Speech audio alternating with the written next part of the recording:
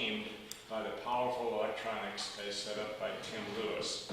How's it looking so far? My God. It's clear. It could be a little louder. It's clear. It's very clear. Awesome. Cool. So we're gonna roll with that for now. Cool. So if we can speak up when we're speaking, and then is the microphone here? I'm assuming. That's the one. Yeah. We can maybe sort of project our voice to the microphone so we can help our listeners at home have a good experience. And with that, it's 6:40. So I'm going to introduce John. Can you give an intro somewhere? Thank you so much.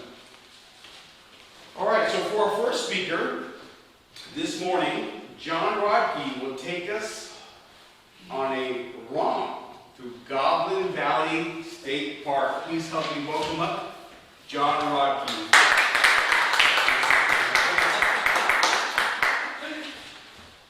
Good morning, fellow Toastmasters. Last week I took you on an adventure through Goblin Valley without any visuals. It was a hot pocket speech, and I didn't get the chance. Now this morning I've had tech issues on 5 different levels, and luckily I did multiple backups, having a USB drive with my camera pictures because my slideshow didn't go through, and I forgot my password for logging in to be able to get to the slide that way. So this is a lesson to you as you are giving speeches. If you can have some backup means to share your images or share your presentation, it really helps. Because otherwise, like I've done in the past, you just have to wing it. And you have to use as much energy as possible to distract your audience from not seeing the things that are supposed to support you. But if you're giving a presentation, you want your slideshow presentation or your picture slides to support what you're saying and not you support it. The idea is you need to be able to wing it on your own and provide that information because you are the subject matter expert, not your slides. So I'm trying not to do death by PowerPoint for this presentation, but I want to bring you into the world of Goblin Valley. Now, Goblin Valley State Park is in Utah, and it is kind of near the Moab region. It's a little ways away as far as getting a geographical landmark. It is this arid, dry desert, as you can see, and as you drive in through these barren plains, you see this really weird formation. This is the Three Sisters, as they call it, and they're hanging out, and you are kind of scratching your head going, okay, what am I going to see here? As you delve further in, you can cruise around the edge of Goblin Valley, and you're seeing these weird rock formations or mud formations that provide some pretty cool scenery. Sharp, dramatic cliffs, almost like Petra from Indiana Jones in The Last Crusade, if you imagine that. These carved out amazing zones, except for this stone, or compacted mud, is much softer and melts a lot easier. As you're going through, there's a couple different cool caverns you can climb into. This one is, what is it? I think it's the Goblin's Cave, and then there's the Goblin's Lair, and then there's the Goblet's Lair. So both of these are these caverns that have formed as this mud is being melted away. So at one point, this was all seafloor, and mud deposited down very fine silt, and then plate tectonic action went and lifted this 7,000 feet into the air-ish. And with it, you have had tons of different weathering, lots of different rain at different points, and now it is super dry. So they will have flash floods that cruise through here and cause immense destruction of the topography. But as it's destroying, it's creating new and awesome forms. So this goes down like 45, 50 feet, and we did not scramble down this because it's a little bit sketchy sandstone, and there were some people that were coming out that had full climbing harness, and they were belaying each other down into this zone. So we decided not to take this little scramble. But as we're climbing up it, this is just a boulder field. It looks like a different planet.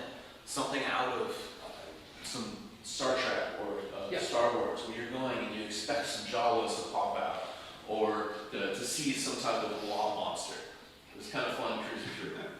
Now, the main valleys themselves, you can see is from the parking lot overlook. You can see these huge fields of really weird looking formations that you don't really, I've never seen anywhere else on Earth. And there's thousands of them. As you go through, here for pick image, you can see how tall they are with those people in the background. Some of them are huge, some of them are pretty small. Heather, this is my partner Heather, this is one of her favorite spots on earth, and I don't think she stopped smiling the entire day. It's just like a little kid in a candy store. Let's go here, let's take a picture here, let's go there. So this is from the start, this is Valley 1, this is where most people go. So you're able to see these cool formations, and you're just able to climb down the hill and wander around amongst them. Because the mud is constantly eroding away, it's not a very sensitive area for people. So you don't have a lot of fragile desert ecosystem that you're worried about damaging. So you don't really have to stick to trails, which is a really cool experience. Going through, you are just climbing around, checking these out and seeing what your imagination will do. We're playing the game kind of like you do when you stare into the clouds, and visualize different pictures and what images could be there. We're doing the same with these odd landforms. There's even thrones that you can sit in and take pictures and see how you can pose. Heather was having a lot of fun with this, as was I. Going through, you can see how erosion has changed the landscape. So you see this larger formation of white type of mud, and then you see the darker mud underneath it. Well, as that eroded, this top cap fell, so you have this little mountain within the goblets, which is pretty cool to see the difference in how things are eroding and how they go. You have all of these different formations. Here we were thinking that this looked like a bunch of different faces and noses going on. Nose projections sticking out all over the place. Almost like something out of Easter Island, but a little different. Do we know what caused the erosion? Water. Water, wind. Yeah. And wind, I suppose, also. Yeah. So you're having breezes cruise through here, so you're having it wind act as sandpaper eroding away. But you have flash floods through here, and you'll get this desert dumpings, as John Davies knows well, and a few others have probably experienced. When it rains in the mountain, or when it rains in the desert, it doesn't do this light Oregon sprinkle. It has a torrential downpour in a very limited area, but that will wash away so much mud because there's nothing to hold the dirt together. So it's just like at the beach when you have a wave come through and you've built a nice sandcastle too far down in the tide, and it just erodes it away. Some other cool shots, and I know this is getting a little bit repetitive, but I'm trying to show you some of the different angles you can see. Yeah, mushrooms growth all the way through. Going along. Some of the other formations out in the distance, you can see these different zones. I think this is temple rock, so it kind of looks like a different pyramid type structure, a ziggurat or something along those lines. Pretty cool looking from there. I'm trying to show you how detailed it is. So that's my hand, and you can see the different pancake type layers, and you can see the different textured patterns within this. So you have miniature goblin valleys being created near my hand within the different individual layers. You can see how over time different sets of sand, different types of compression, different wave action changed how this mud and silt was formed and laid down. We were not having fun at all.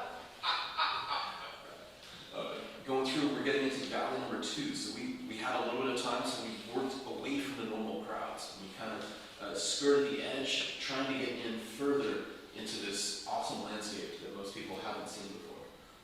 In there, every once in a while, you can find shade. And it was like 85 degrees out, but it felt like 100 degrees, because there's no plant life around. So whenever you found a little bit of shadow, you scurry to it like a little lizard, as we were seeing a few cruise around. You got it a little bit higher so you can see it a little bit further along. This is in valley number 2, and it almost looks like the backbones of dinosaur vertebrae or something along those lines. You have a little bit of tracks that you can see, and those will probably wash away after the next rainstorm. So you have this immense variety, and it's an ever-changing environment. Another similar good backdrop. And you just have these stunning vistas where you don't get them very often in Oregon, where you can see 10 or 20 miles in some directions easily, and perhaps even hundreds if you have a good clear day. I don't know about you, but the naming of Goblin Valley, doesn't this look like a goblin from your imagination? Childhood stories. Something along those Somebody lines. sitting with reading a book with a Chinese hat on it. Yeah, there you go. trying to keep the downpour away, or the sun away, reading your book. So this is looking into Valley number 3. We made it far enough along, but we didn't have enough time to go deep into this and explore it. Amazing how the camera, you see this weird haze along the top edge, almost looks photoshopped along there. And you just have this heat radiating up off of the rocks, and so it distorts images.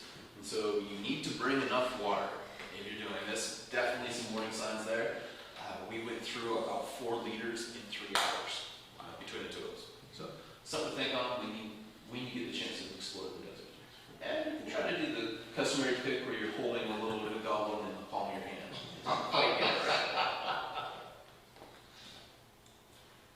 Moving forward, you even have ones that look like they're riding sharks or whales, almost look like hammerhead sharks going on.